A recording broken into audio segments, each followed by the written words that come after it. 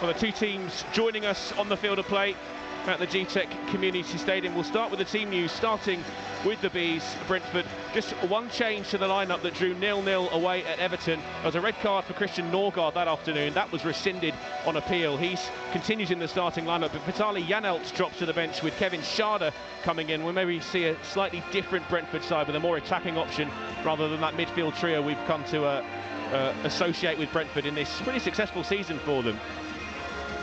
Yeah, they're an impressive outfit, aren't they? High energy, very industrious, more than a sprinkling of talent, without, in particular, as you say, Bremer and Wissa, a real goal threat.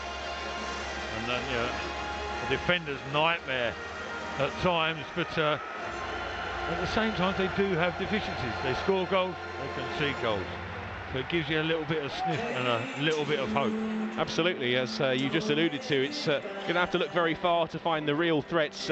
Brian and Burma and Johan Wissa, the two of them, stride by stride, just wandering off to the side of the pitch to take their jackets off at the moment. Both of them have been in really hot goal-scoring form, especially here at home. Wissa has 7 goals and 2 assists in his last 5 at the G-Tech Community Stadium, and Burma has either scored or assisted in each of his past 6 at this ground. It's a really impressive record and a threatening one, but as you said, there are defensive frailties. They have conceded quite a lot of goals in the Premier League so far this season, even if their home record has been impressive. But all the news, of course, in the build-up has been about Ben Dawson's team selection and what we've been talking about, whether it's going to be a back 3, a back 5, and how they're going to set up going forward. That means there's 4 changes to the side that lost to Chelsea last weekend.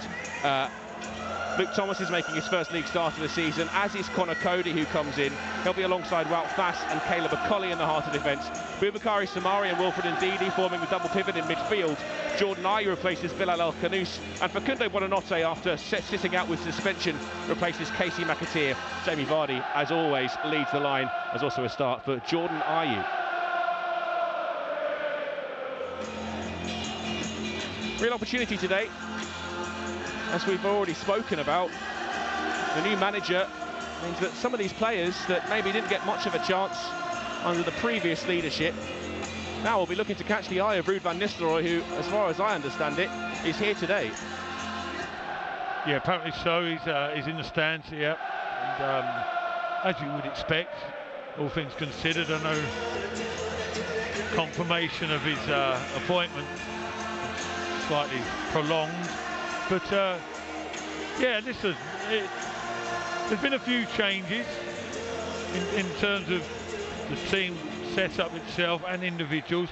But you expect that, you want that, really, don't you? If the change of manager is for a reason, because things haven't been working from, you know, from whatever aspect.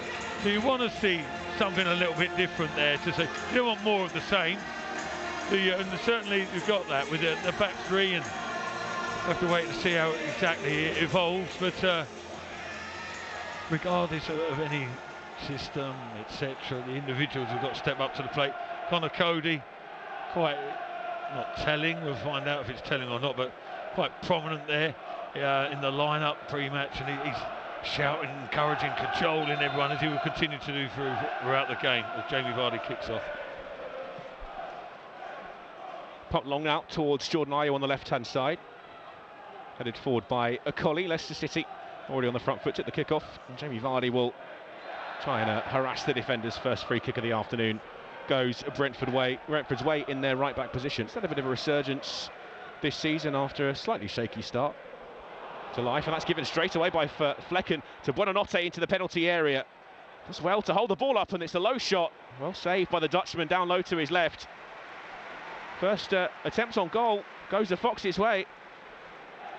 And it's that man again, Facundo Buonanotte. For piling bodies towards the edge of the penalty area here. Here is Lewis Potter.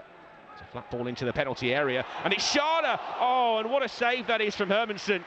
Just tipped it over the bar. It was just slightly behind Schade, who's managed to whip his head round, and that was dipping below the crossbar. He's reacted really well, the Dane, to push that over the woodwork and concede the corner to Brentford. It's stupendous athleticism, isn't it, there from Hermansen. I mean, he really has been a key player for Leicester.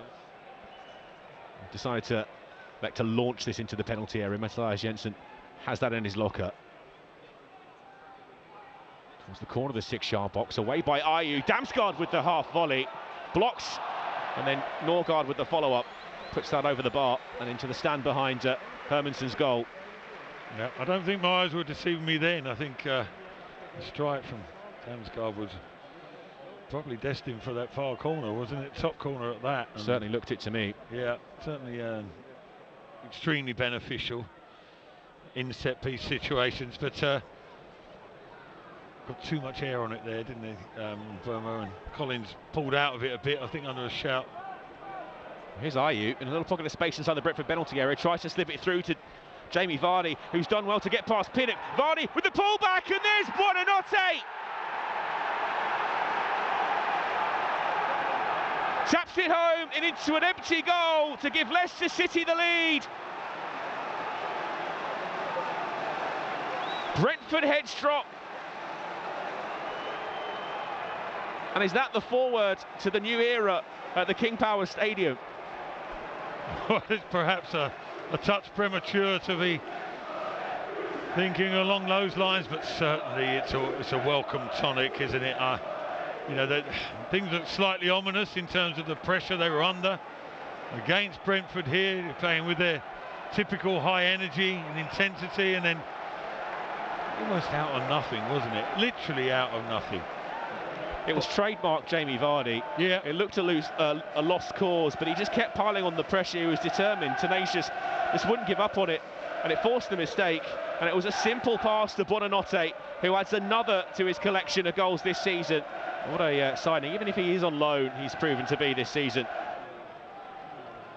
The travelling faithful, certainly for a period of time, or for a few minutes at least, have got their reward, and quite rightly making the most of it. The Brentford on the front foot here. It's across the face of goal, and Weiss's returned the favour.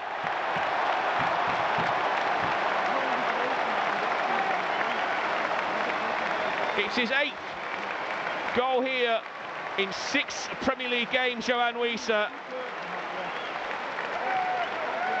And to rub salt into the wound, it looks like there's a problem here for Caleb Okoli and maybe even Mads Hermansson inside the 6-yard box. The lead didn't last very long at all. Of course, Wissa highlighted as the danger man in the build-up, and again on the score sheet. Well, it was right on cue in terms of the commentator's curse, wasn't it? I mean, with celebrating and talking about the elation that the travelling away fans are experiencing, and enjoy it for the moment at least, but then before we knew it, that joy has been taken out there. I'm not so sure the back three is advantageous for Leicester in this instant. You know, they got a front three, the one striker against 3 centre-halves the majority of the time, and we're having to do without one of them at the moment, as Wissa does well to find Burmo back across the face of goal. Schade!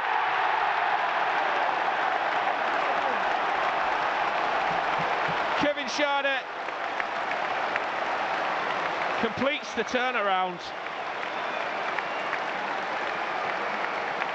In no way is he the most prolific of goal scorers, but it's just Leicester City's luck at the moment, and he gets his first Premier League goal of the season with Leicester playing with just 10. I'm not even sure how quick that was, but actually surely less than a minute after kick-off, Matt.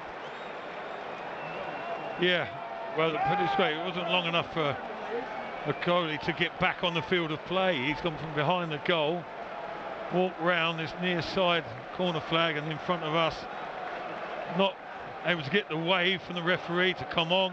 30 seconds limit hadn't elapsed, but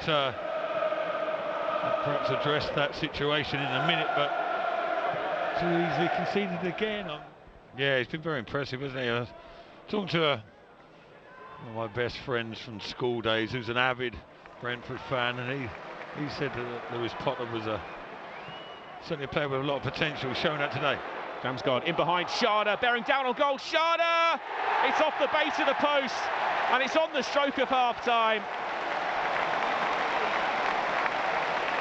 So much time and space in the penalty area for Kevin Schade.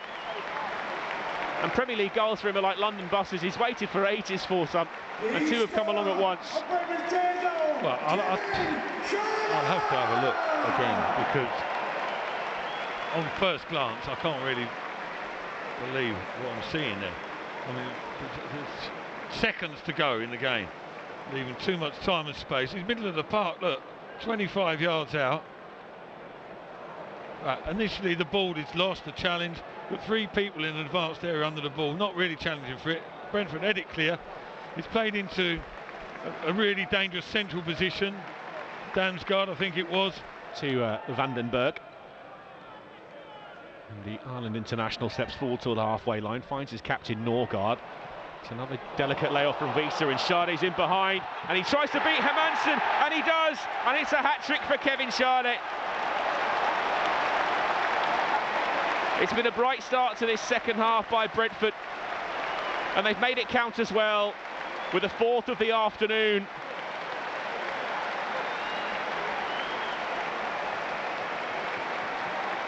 I can tell you he's doubled his return for Brentford this afternoon, Kevin Schade. 3 goals prior to today. Now we're going to have a little look at the replay if there's any potential reprieve for Leicester City here. The signs aren't great, and he's clearly onside. It's a perfectly measured ball just in behind Wout Faes, right into the path of Kevin Schade, who was favourite as he bear down on Mads Hermansen,